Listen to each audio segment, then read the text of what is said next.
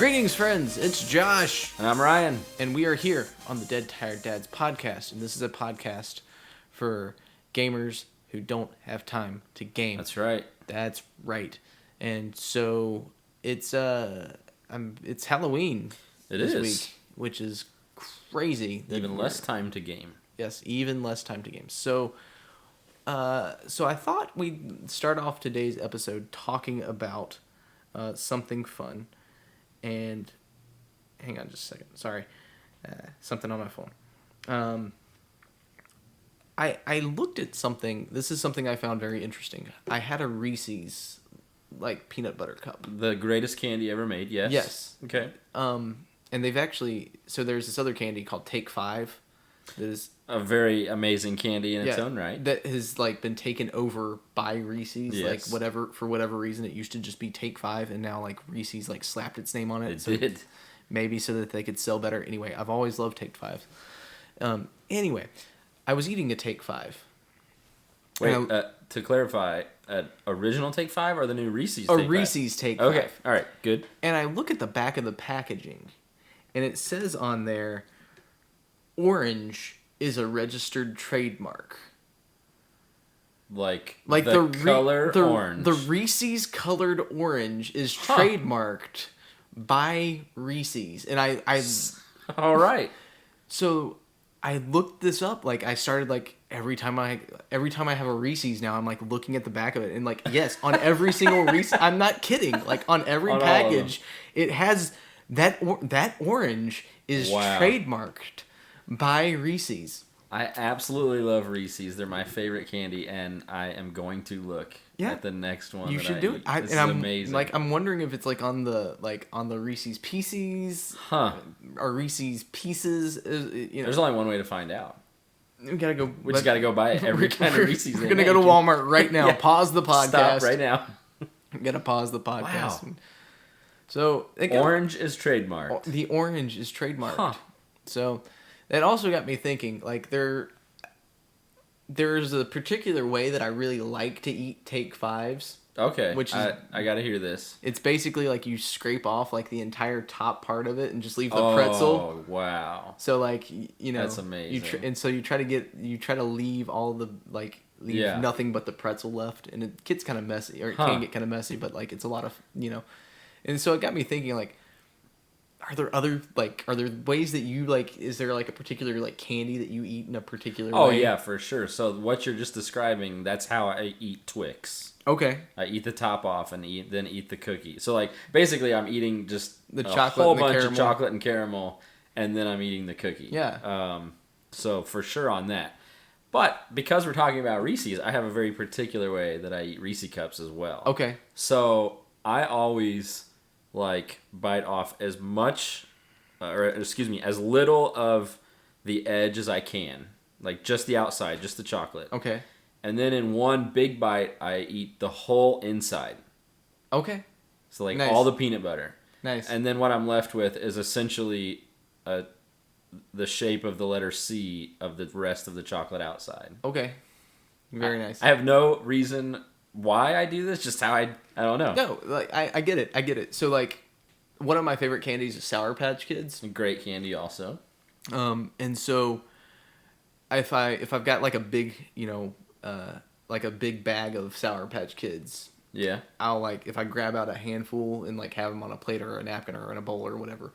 I also have a particular way that I go about eating those. All right, let's hear it, because I've never heard of a particular way to eat Sour Patch Kids. So I always try to leave the flavors that I like for last. Oh, okay, that makes sense though. So I start off with the green ones. Okay. Because I like the green ones the least. And so you eat all the green. And then the yellow ones. Okay.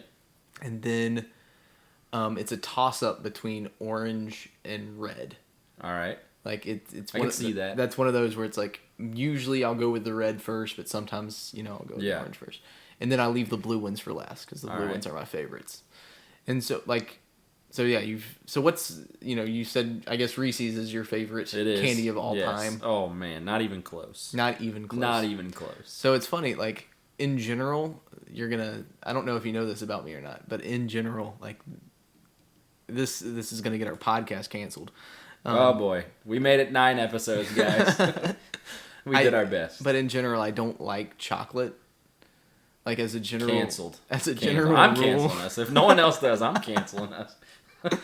At least not like just chocolate by itself. Okay. So like like I said, I eat Take Fives and I eat Yeah. Reese's. But you're not peanut eating butter a cup. Hershey But- bar, just a right. milk chocolate Hershey bar. No, I can't stand bitter things, and so like sour and sweet things I really like. That's another one. Like the sour worms. Oh yeah, yep. I have a particular way that I have to eat those. Wait, let me guess. You gotta bite them in half. You have right? to bite them in You half. have to eat them. You have to. Yeah, of course. That's the you bite only them in way to half. do it. Either that or you just shove a whole handful in your mouth. Like it's one or the other. And like have them hanging out of your mouth, like So you don't like chocolate, which is just blasphemy, but we can forgive that. That's okay. Yeah, I'm sorry. No chocolate. It's just. But okay, I gotta go back though. I have a question. I have a follow-up question about Sour Patch Kids. Okay, Sour Patch. Because I never thought of it, but I have a particular way that I eat those as well. So after you separate them out, is there a particular thing you do, or do you just start like chowing down?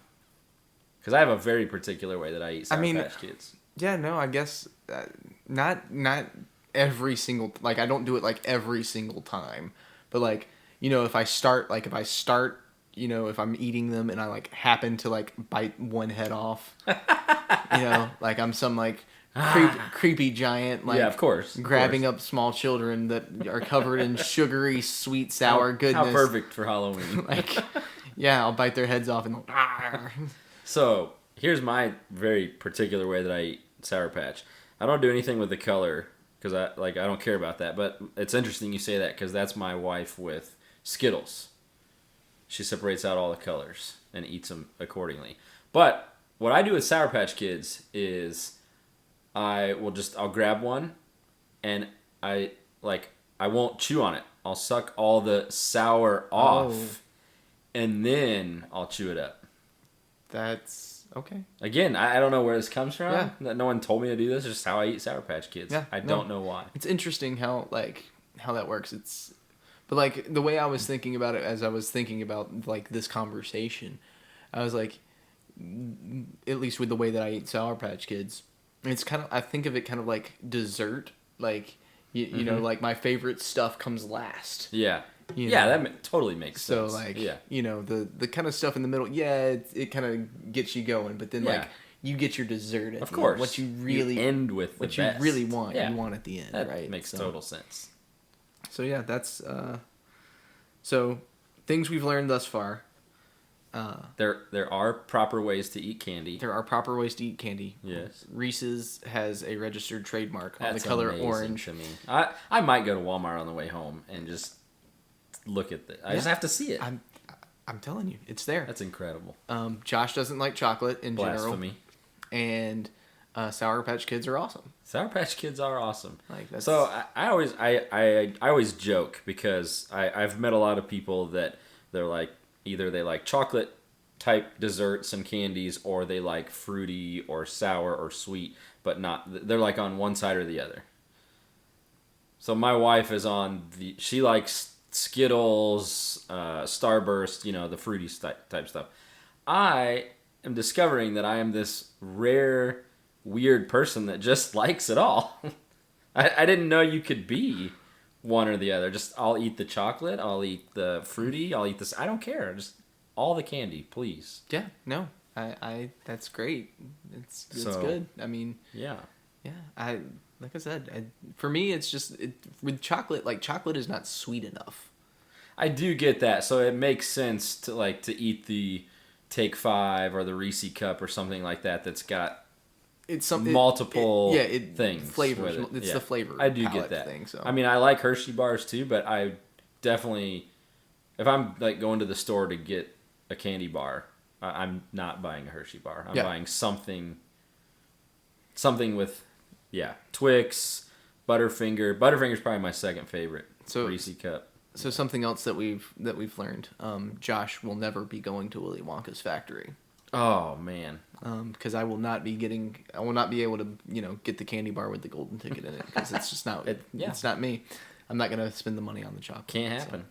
So anyway, why don't we go ahead and just dive into All right. to our games this week. So, I guess you went first last week. I did. It's your turn. I'll go ahead and go first. All So, you last week talked about a big title, that was kind of that Yep. had come out about a year or so ago, a little Yep, longer. that's So- right. So I'm actually gonna like really break the mold here, and I'm gonna do something that is not only a big name title, but is a Yes. recent release. Oh, I know what it's going to be. I'm excited already. I want to talk about Metroid Dread. Yes. So it's Halloween, so it makes sense, right? It's not exactly a horror game, but it's, there are definitely like creepy elements to it. And also Halloween, the first episode that we did horror games. I know. and, We didn't plan that very good. We did not. We are not planners. We should have saved that. Yeah. Oh well. Live and learn. Yeah. Next time we launch a podcast, we'll know. Next year for Halloween. So anyway, Metroid Dread. I haven't beaten it yet, but I am in the middle of playing it, and I really wanted to talk about it because it's such a good game. Oh my goodness, it's so That's what much I want fun. to hear. So much fun. So if you're a fan of Metroid type games, it is exactly what you're looking for in that you will find lots of fun toys that level up. So, kind of background, like with all Metroid games, you start off, you are a really cool bounty hunter named Samus. You land on a planet, you lose all of your powers, and you have to go around and find them. Go figure. It happens in every single Metroid game. That sounds like Metroid. Yeah. And so you're on this planet. Usually you start at like the top of the planet, though. I feel like, in Metroid games, like you're on the surface of the planet and you work your way down, You go down, and then back up and around. You actually start underground, and so you're trying to get back to the surface. Huh. So it's kind of a backwards thing, but so yeah, it's been a lot of fun thus far. I have at this point I am definitely lost and I have no idea where I'm going, which is another trait of Metroid games. Yes. Oh yeah. So that being the case, I would say that it is not a game that you could start playing and then come back to 6 months from now and be like, oh yes, I know exactly where I'm at, where I was and what I was doing. That is not the case here. So if you're gonna play it, you gotta play You gotta keep going. You gotta get down and play it. I will say I know that it came out relatively recently. I know that there were people who got it the week that it came out and beat it by that Monday. Oh my goodness. So now I don't know how much free time they had and how much time I don't know how much time they put into it. But all that to say, it can be beaten relatively quickly. Okay. So it's not necessarily a huge time, but it is a challenging game. It is there are puzzles to figure out, and you've got to figure out where to go next and what your next because if you're unfamiliar with Metroid games in general, there is a lot of getting to a place, exploring it, getting an item, and then having to backtrack to other places. Yep. So it's a 2D, it's 2D, so it's not like, the Metroid Prime games, which I've talked about how much I love those in our first episode. So it's a little bit different in that respect than that, especially as for a, big name game that it is. Right. It's not something that you come across often that that people are really excited about a 2D side-scrolling type game. Typically not what people are after anymore. No. So I would, but I absolutely love it. It's been a lot of fun. So it's on the Nintendo Switch, obviously, because it's a Nintendo property. So if you've got a Switch, I would say it's a must own game. Boom. That good, even though I haven't beaten it yet. So family friendly ish. My 5-year-old daughter was watching me when I was fighting one of the bosses, which she was grossed out by him, but she wasn't really afraid of him, even though it was kind of creepy. So I don't know if it's I don't know if that's a good thing or a bad thing. I feel like I feel like she should have been a little bit of a little bit afraid of it and been like, I don't want to watch this, but she was okay with it. So Depending on your kid, maybe they're okay with it, maybe they're not. But again, one of the great things with the Switch, you can play it handheld, and you don't have to take it off the dock and put So, something on the TV for your daughter, and boom. yeah. So, yeah, that's kind of my review of Metroid Dread. It's tons of fun. I recommend it. I was hoping you would do Metroid Dread. Yeah. Because I knew you bought it. Yeah. And I wasn't going to. I really wasn't going to. But then I saw everyone else buying it, and everyone else was playing it, and I caved to the peer pressure. You totally did too, because we were texting about it, and it was like, I don't know how short of a time span it was, but you were like, I'm not gonna do it. I'm not gonna do it. And then it seemed like 5 minutes later, you were like texting me the picture of the box. It was a day later. Like I think I texted you Friday night, about it, and then like I got up Saturday morning, and I was like, I asked my wife, I was like, can I buy a video game? And she was like, yes. I was like, okay.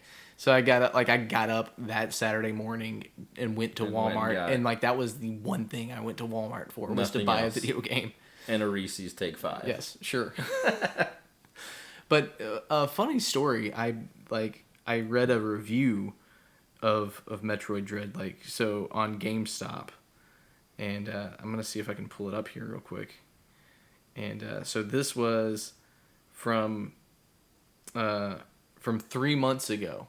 Oh yeah, you told me about this. This is great. From 3 months ago, review of my pre-order 3 months ago. This game came out in October, so this is a week review or two ago. So fun game. I beat it twice already.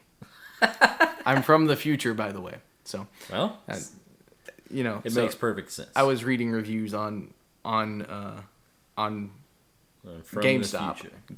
and everyone was giving it 5-star reviews, and I was like, what on earth? And that one made me laugh, because it's basically what everyone was saying. It was like, oh, this game's awesome. It's like, this review is from 3 months ago. You have not played this game. So anyway, that's sort of a thing. If you follow the video game industry, that's sort of a thing right now. People either artificially propping up or downgrading games. Like, they really did that, depending on which side you're on. They did that with The Last of Us Part 2. Oh. People would just go in and either review bomb it or prop it up before it was even out. It's like, come on. That's funny. But yeah, that's a thing now, apparently. So that's it for me this week, Ryan. What have you got? Well, I've got a game that I'm just gonna preface and say I have enjoyed, but I find lots of negatives with it. So I just want to preface that even though there's a lot of negatives, there is plenty to enjoy. Sure. I'm going to be talking about Days Gone, which, if you're not familiar with, kind of a typical survival, end-of-the-world, zombie apocalypse, and your character is this guy who's part of a motorcycle gang. He has survived, and now there's not many people left. It's essentially... what's the TV show? Walking Dead? Yeah, it's essentially The Walking Dead. That's basically what it is. You're surviving the zombie apocalypse. Is that guy from Boondock Saints in it? I can't think of his name.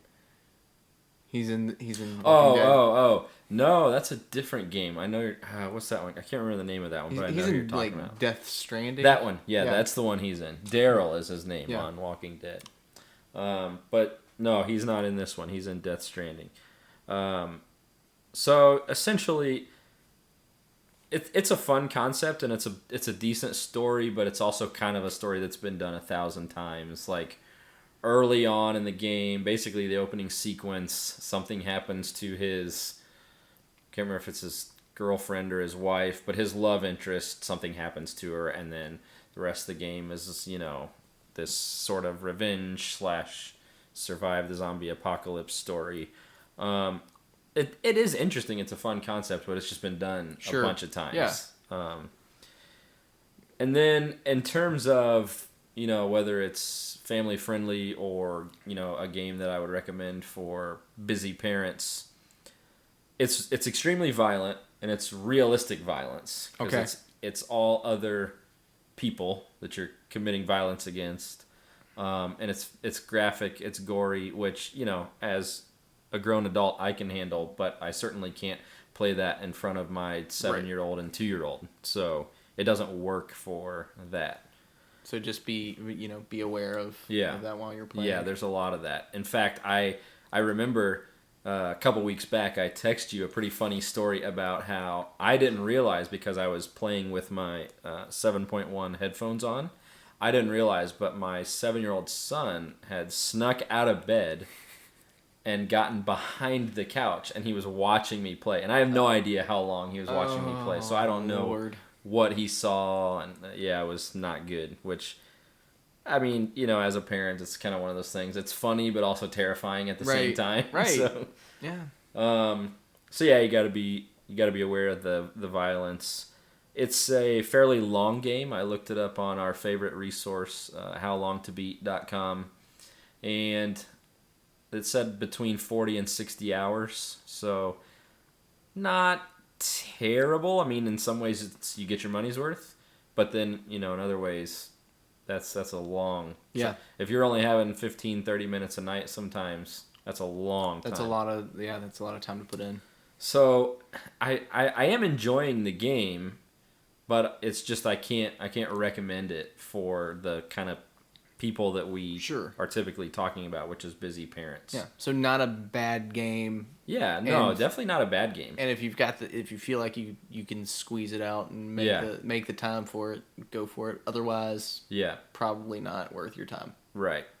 It reminds me a lot. There's something I wanted to mention. It reminds me a lot of some of the mechanics, like sort of the open world and the bases and sort of camps you can set up. It reminds me a lot of the Far Cry games. Okay. So that's sort of how the game mechanics work. Okay. Which there's a new one of those coming out. There is a new one of those coming out. Yeah. So yeah, it's one of those things. I'm enjoying it, but it just doesn't lend itself to what we typically talk about. Yeah. So you've got a good game in Metroid Dread that you should get, that you can beat relatively quickly. And you could probably replay that one. Like, Metroids are those kinds of games that in general you can play multiple times, and because there's always so much to explore, you don't remember the way, you don't remember what you did necessarily to get there. So yeah. You got one yes, one not really, probably not. Yeah. So, excellent. Well, that anything else, Ryan, that you got? I don't think so. I'm going straight to Walmart. Going straight to Walmart. You gotta find the Trademark orange. You gotta find the Trademark orange, man. I'm blown away by this. I know, right? Like, we're just gonna keep coming back to this. Trademark orange. Like, and I'm just now thinking about it. The background for our the logo. It is. Do we need to trademark it? We should trademark that. We do have a lot of orange. We've got some orange in there. We could get some trademark orange. Trademark orange. Our own orange. Yeah, I don't know. Amazing. Yeah. So someone had the foresight to do that. Be like, we're gonna trademark this color, this shade of orange. You know what? As you were telling that story, I was simultaneously blown away by this idea, but I also could immediately picture the orange. Yeah. I know exactly what that color looks like. Yeah, it's crazy. Anyway, that's going to do it for this episode of the Dead Tired Dads podcast. If you like this episode, you can rate it. You can give us some comments. You can subscribe. You can share it with people. You can do all kinds of wonderful, nice things for us. And we would really appreciate it. So thank you so much for listening. And we will catch you next time. Happy Halloween. Happy Halloween. Woo!